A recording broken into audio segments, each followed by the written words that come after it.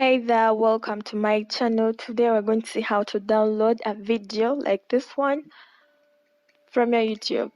So first you go to YouTube and then you have to search for the video you want to download. So I'm going to search how to first I'm going to click that one. So after the videos come, so you pick one that you want. I'm going to go with the second one. So click the three dots, download. Go to your library. It's going to be the downloads.